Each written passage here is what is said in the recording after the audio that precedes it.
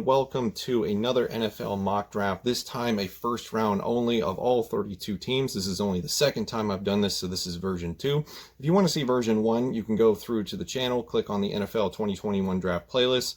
The first video I did back in October/November is somewhere in there.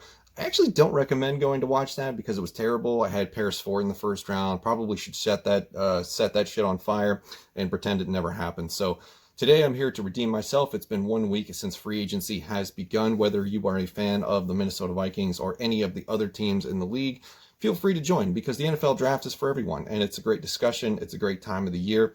We've got draft season from right now, as far as I'm concerned, all the way through summer to training camp because we get to talk about everything that happens leading up to the draft and everything that's going to happen after the draft. Talking about all the draft picks, who made good draft choices, good draft day trades, things of that sort, what players fit well, what values were had that were good. So a lot of content yet to come. So stick around, join, let's have a party. So I'm going into this with an open mind. I hope everybody else does as well. I know everybody's not going to like the players that I give them for their team. I've made 4 trades today. Normally I don't do trades, but with this first round being set up the way that it is, I think trades are sort of necessary at this point in the process. And yeah, so if you're going to be critical, I have no problem with that. If you don't like the player I give you, no problem with that. This isn't the last one we're going to do, so input is always welcome. And some of these I did struggle with. So with all of that out of the way, let's begin with the first round and the first overall pick, and that goes to the Jacksonville Jaguars. And it's already up on the board. It's Trevor Lawrence. We're not going to make this any harder than it already needs to be. We're just going to put Trevor Lawrence on the board to begin the show. I will say this, though. Don't be surprised if in the coming week/month, media, national media, ESPN, whoever it may be, gets bored and starts to make the Justin Fields to Urban Meyer connection, the whole Ohio State thing. That's probably going to be something that happens. So just look out for that. But it's stupid, right? Trevor Lawrence is the de facto #1 overall selection for the Jaguars. And we are moving on to the New York Jets, who, despite rumors of them potentially sticking with Sam Darnold for another year, I don't think that is in their best interest. So I'm going to go with a quarterback at the #2 overall selection.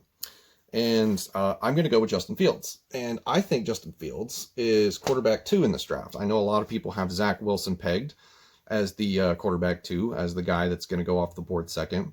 And I love Zach Wilson. This isn't me trash talking him in any way. I think the skill set is great. The off-platform stuff is awesome. I just look at, maybe it's recency bias, but I just look at Justin Fields' tape as a whole. I like what he does, what he's capable of. He's great with the off-platform stuff as well. People like to knock him for the Northwestern game, the Indiana game. Give more credit to those defenses and those teams because those teams were good this year. Don't say that it's just a fact that, Justin Fields struggled with teams that are traditionally not very good. Those teams were good this year. Give them the credit that they deserve. I think Justin Fields is being picked apart a little too much. I think he is the better quarterback of the discussion between Zach Wilson and Justin Fields. I think he's closer to Trevor Lawrence, in my opinion, than Zach Wilson is closer to Trevor Lawrence. So Justin Fields, for my money, is the #2 overall pick to the New York Jets.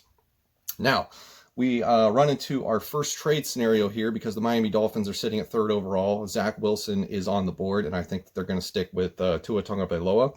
And so I'm going to initiate a trade here. And this is going to be a team that has been very aggressive so far in terms of free agency and trade rumors. And that is going to be the Carolina Panthers. So the Panthers are going to trade up all the way from #8. And they're going to take over the 3rd overall pick. And they're going to be the ones to have the luxury to draft Zach Wilson. So Zach Wilson goes number 3 overall, not to the Dolphins, but to the Carolina Panthers. They get their new quarterback that they've been looking for. Next, we have the Atlanta Falcons. This is another team that could absolutely trade out of this pick. If somebody wants to jump up, get a Trey Lance, maybe a Penei Sewell, what have you. But I think it would be really fun, entertaining, and awesome for the Atlanta Falcons to go after Kyle Pitts, the tight end from Florida. There's not another dynamic guy like this in the draft class. He could even be the best wide receiver if he was listed as a wide receiver. In my opinion, he's just done great things. Pair him with Calvin Ridley, Julio Jones, Arthur Smith. He may be looking at I think the discussion for the Falcons has been up to this point. It's like, well, you don't know when you're going to get to pick this high again. You might as well get the quarterback while you're here. Yeah, that's true. But at the same time, I think Arthur Smith wants to win now. I think the team wants to win now. I think they want to try to get one with Matt Ryan, and they're going to load up and take Kyle Pitts with the 4th overall selection. Next, we have the Cincinnati Bengals. They're going to come in hot. Kyle Pitts was probably likely the pick that I would have made, but I'm going to go with Jamar Chase, the wide receiver from LSU, to give Joe Burrow another weapon. They signed Riley Reiff in free agency. They still got Jonah Williams. Penei Sewell makes absolute sense here. If you want to give them Penei Sewell, I have no problem with that. I think they could load up on weapons for Joe Burrow, play him opposite of T. Higgins. They did just lose A.J. Green in free agency to the Arizona Cardinals. Jamar Chase is the best wide receiver prospect on the board for me at 19 years old. He was dominant in the college level. That's all I need to know. I know he opted out last year, but Chase is the first wide receiver off the board to the Bengals.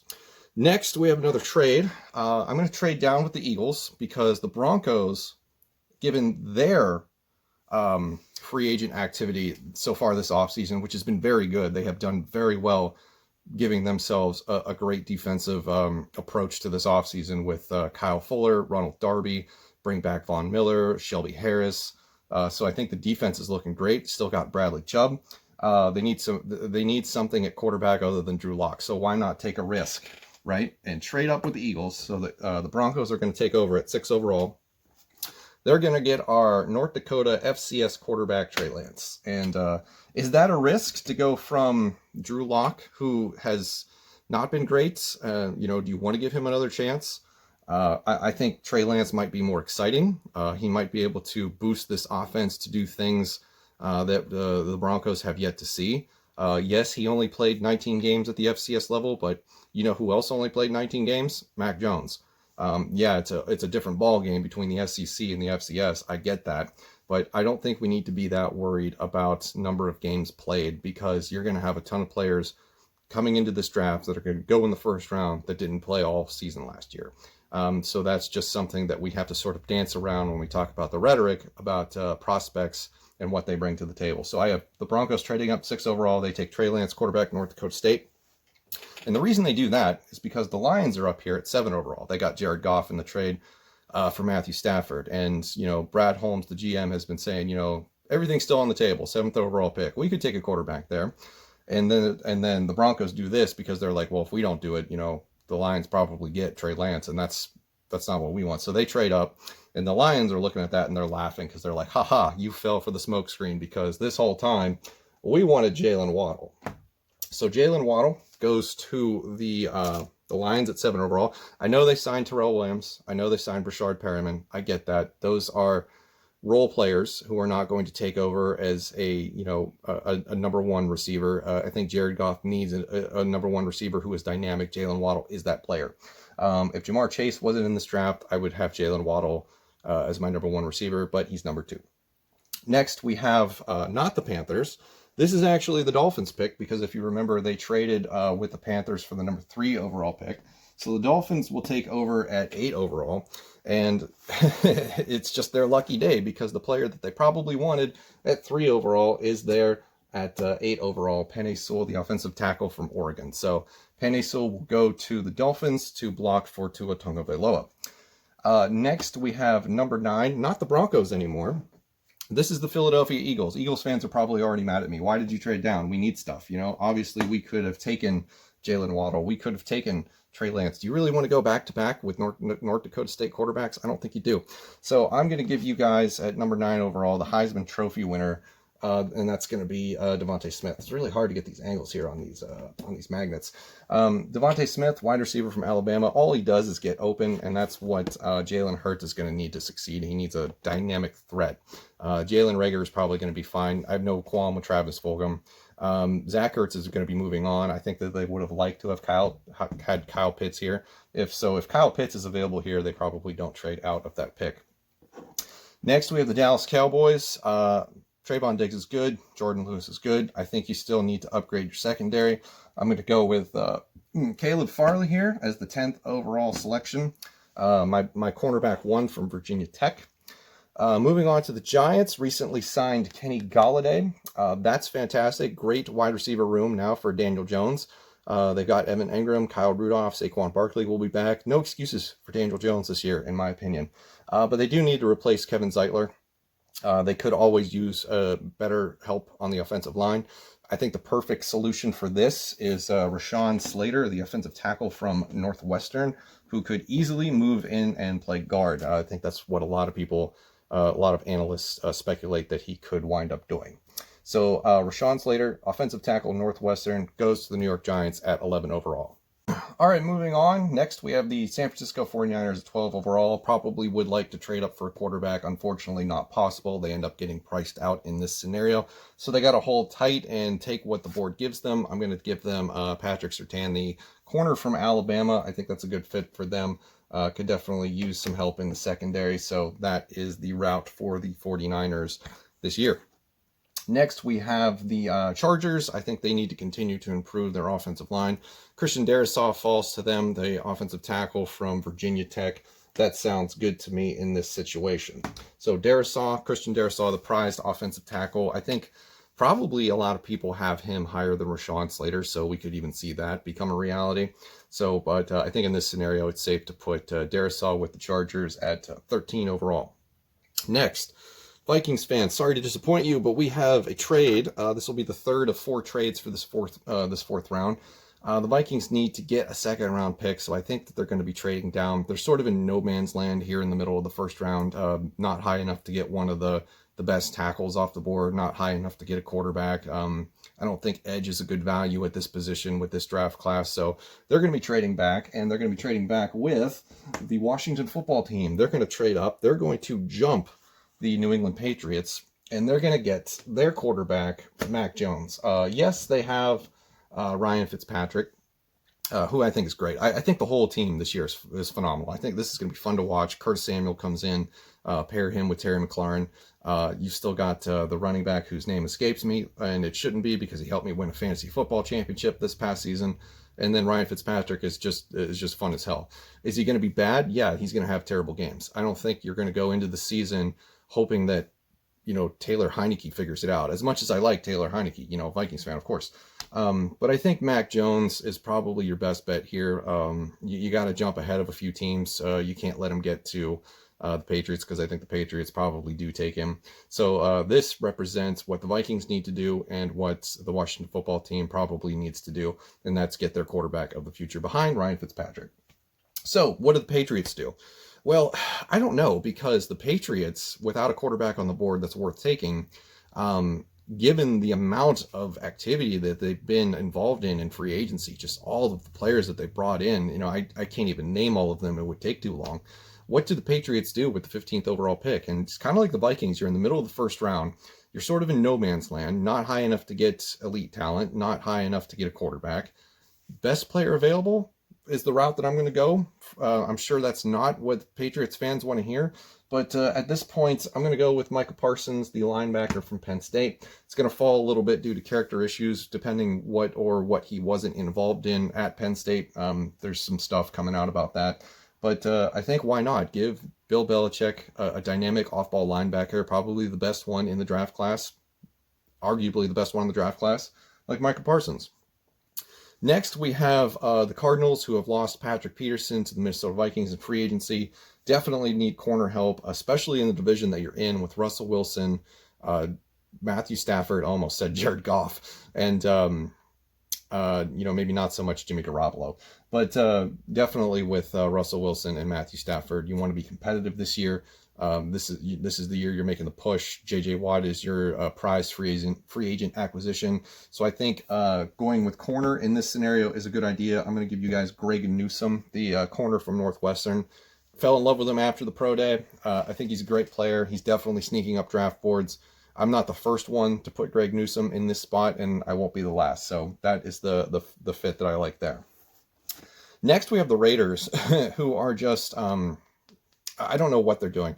Ever since Mike Mayock came on board with this, it feels like he's just the fall guy and is allowed to just make all of these crazy roster decisions, right? I mean, the Clelin Ferrell pick at 4 overall during his first season was, I was like, I don't believe that for a second. That is just too much of an overreach. And then they take a running back in the first round, Josh Jacobs. So, if you've been around this channel long enough, you know how I feel about running backs in the first round. And then this offseason, they gut their entire offensive line. They signed Kenyon Drake for some reason. I just don't know what's going on. So I think they pigeonholed themselves into needing offensive line help for Derek Carr. Maybe they still move him in a trade. I don't know.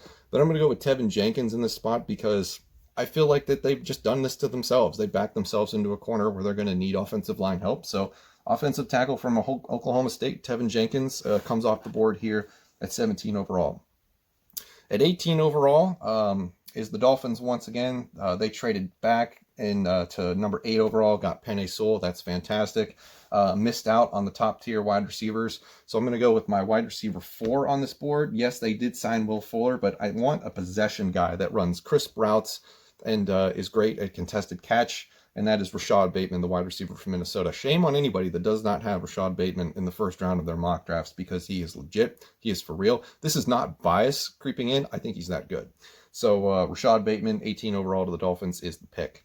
19 overall is no longer the Washington football team. That is now the Minnesota Vikings selection because they traded back so that Mac Jones could be the pick for the Washington football team at 14 overall. So at 19 overall, I'm going to assume at this point that the Vikings have no interest in moving Ezra Cleveland to left tackle. They're going to come up with this sunk cost fallacy. Like, we've given him all this time at guard, all of these reps at guard. He wasn't that bad. Maybe he takes a step in year 2. I think that the Vikings are going to pigeonhole themselves into needing a left tackle in the draft. So we'll go with an athletic offensive tackle for the Vikings. That's going to be Sam Cosmi out of Texas. And that is going to do it for the Vikings in the first round. They don't have another pick until 78. That is why we also traded down with the Washington football team to recoup that we lost in the Yannick Ngakoue trade. Next, we have the Chicago Bears. Wasn't really sure what to do with them at 20, so I decided let's make another trade. So this is trade 4 of 4, and the Ravens are going to move up. The Ravens are going to move up because they're looking at the board here. They got Colts, Titans, Jets, Steelers, Jaguars, Browns, all ahead of them. A lot of those teams could use an edge rusher. The Ravens need an edge rusher more than anyone because they've lost both of theirs in free agency. Yannick Ngakoue is gone. Well, Yannick Ngakoue is gone. Matthew Judon is gone. So they're going to trade up to 20 overall with the Bears. They're going to take Kwity Paye, who's going to be the first edge rusher to come off the board in this scenario. It's Kwity Paye, the edge rusher from Michigan.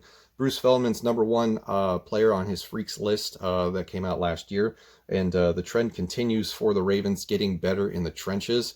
It's probably going to cost them a little bit to move up 7 spots, but I think that they definitely need an edge rusher. They're going to see Kwity Paye sliding on the board. They're going to be like, yes, that's ours, dibs. Oh, so we'll move up and get him. Next, we have the Indianapolis Colts. I think this one's pretty easy. You need an offensive tackle. Anthony Costanzo retired, so get some protection for Carson Wentz, and that's going to come in the form of Jalen Mayfield, the offensive tackle from Michigan. I like offensive tackle to the Indianapolis Colts. Probably will be the player that the position that I mock for them up until the actual draft. So Jalen Mayfield to the Colts at 21 overall. So moving on, next we have the Tennessee Titans. There's a lot of different ways that this pick can go, but for what I've seen so far in free agency activity for them, they've lost Corey Davis, they've lost Jonnu Smith. They want Ryan Tannehill to continue to be successful, take pressure off of the front box to give more Derrick Henry some more space.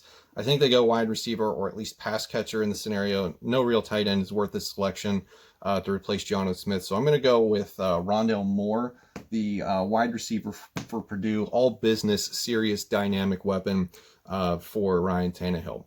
Next, we're going to go with the New York Jets, and I think with them, they could definitely use help in the secondary, and I think this would be a prime spot for a guy like J.C. Horn, cornerback from South Carolina, so I have him going at 23 to the New York Jets. For the Steelers, they bring back Juju Smith-Schuster. They lose some help in the secondary, but I think if they're going to be serious about this running this one more attempt at a Super Bowl with Ben Roethlisberger after bringing him back, restructuring his deal, they need offensive line help. They're losing Andrew Villanueva. Pouncey retired. The offensive line needs to be addressed. I think this is a great spot for a guy like Elijah Vera-Tucker, the offensive tackle from USC. Next, we have the Jaguars once again on the board. I went with best player available for the Jaguars here because I like so far what they've done on offense. I'm not going to do running back in the first round like a lot of people want. I think James Robinson is just fine. They'll figure out a running back in round 2. They have the draft capital to be able to do that, and there's plenty of them. Me personally, I don't believe in running backs in the first round. I mean, you look what happened to the Kansas City Chiefs. They went with a luxury pick, Clyde Edwards-Helaire, in the first round last year. Yes, they did get to the Super Bowl, but they really could have used that first round talent somewhere else. At least in my opinion. You know, everybody's different. So having said all of that, for the Jaguars, best player overall, our best player available. So I went with Trayvon Mulrig, the safety from TCU, who is a player that I really like. Next, we have the Browns, who have done fantastic this offseason. I love this Cleveland Browns roster. I really do. I think it is going to be super competitive. Bring in Tack McKinley. They bring in Hill for corner. Josh Johnson for safety. They've got a great secondary now, in my opinion, as long as we get what was advertised out of Grant Delpit. Greedy Williams needs to stay healthy. They all need to stay healthy. Who are we kidding? But I still think you could use help at linebacker, and the fact that Jeremiah Owusu-Koramoah is still on the board is just something incredible. They're going to have their pick at linebackers when it comes to Nick Bolton, Zaven Collins, and Jeremiah Owusu-Koramoah. Koramoah might go way sooner than this, so they'll probably have to settle for Zach Collins, which I don't think that they would mind doing at all. So linebacker is going to be the position for the Cleveland Browns in the first round of the draft, and I have them going with Owusu-Koramoah from Notre Dame. Next, we don't have the Ravens at 27 overall. They made a trade up with Bears, so this is now the Bears selection. So the Bears will be picking at 27 overall. Still haven't figured out what I want to do with them. So I'm going to go with this route. Allen Robinson signed his free agent tag. I think he did that in a panic because up until that point, the free agent market for wide receivers was pretty terrible until Kenny Golladay signed his deal. I think Allen Robinson is still unhappy. You go from Mitch Trubisky and Nick Foles to Andy Dalton, and in his view, nothing has changed. I think he still wants out. So I think that the Bears might end up trading him. They're already publicly admitting that they're shopping Anthony Miller, their other wide receiver. So I think that they're going to need a wide receiver by the time the draft rolls around. So I'm going to go with Elijah Moore, the wide receiver from Ole Miss. Next, we have the New Orleans Saints.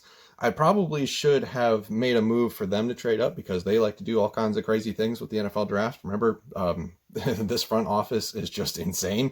And they're trying as hard as hell as possible to prove that the salary cap is a myth. But I think that they stay put, let the board fall to them. I think they end up taking Kadarius Toney, wide receiver from Florida. That would be an excellent fit for their offense. Give Taysom Hill or Jameis Winston, whoever wins that quarterback battle, another weapon opposite Michael Thomas, because they did lose Emmanuel Sanders this year in free agency. Next, for the Packers, Green Bay here at 29. This is another difficult one that I struggled with.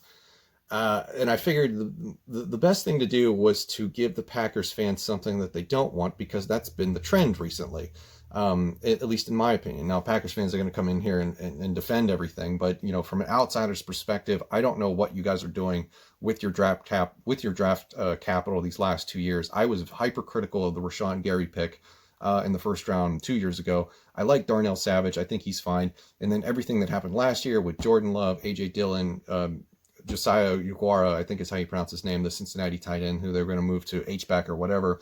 I don't get it. I seriously don't get it. So I think that we're going to go with something that you're probably not happy with, but I think fills a need and gives you an impact player to start, and that's going to be opposite of Jari Alexander, and that's going to be Melon Fonwu. Excuse me. I'm still working on that. Melon Fonwu, the corner from Syracuse. I think he'll be moving up draft boards ahead of Asante Samuel.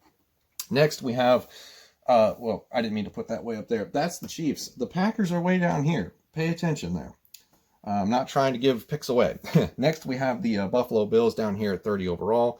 I went with a best player available, and in this scenario, it's Azeez Ojulari. Probably not going to be available at the spot in real life. I think Ojulari's draft stock is quickly rising. I've seen him as high as 12 overall. that's definitely within the realm of possibilities, but for me, that's still a little too high, too early. So I went with Ojulari here to the Bills, give them another dynamic pass rusher at 30 overall. Next, we have the Kansas City Chiefs. Eric Fisher is gone. Mitchell Schwartz is gone. You did get Joe Thuney in free agency. I'm concerned about Mike Remmers being called a starter for anything. I don't think he should be a great, good depth pick. The Vikings tried him out at guard. Absolutely did not work. He was your starting left tackle in the Super Bowl. We all saw how that went. I don't think Mike Remmers should be starting at all for anything. So I'm going to give you offensive line help in the form of Walker Little, the offensive tackle from Stanford. And we close out this mock draft with the Tampa Bay Buccaneers, who probably don't bring back Ndamukong Suh. They've taken care of just about everything else in-house from, their linebacker group, franchise tag, Chris Godwin. I don't think we're going to go for a tight end here. Gronkowski may or may not stay. Who knows with that? I think Pat Freiermuth here, it would be a little too much of a reach in my opinion. So I'm going to go with the interior defensive line, give you best player available all at once, and that is going to be Christian Barmore, defensive tackle from Alabama, to join the defending Super Bowl champions. So that is the first round. Our mock draft here with 4 trades. Let me know what you think in the comments below. It may be a little hard to read, but it's fine. But yeah, so that is the end of the video. Let me know what you think in the comments below. How did I do? What would you change? What are you upset about? What are you happy with? And give me your opinion. If this isn't the player for your team that you want, let's open that dialogue. Let's have that discussion. And in the next draft that we do in a week or 2 or however long from now, we'll strive to do better. So thank you very much for watching, and I'll see you in the next one.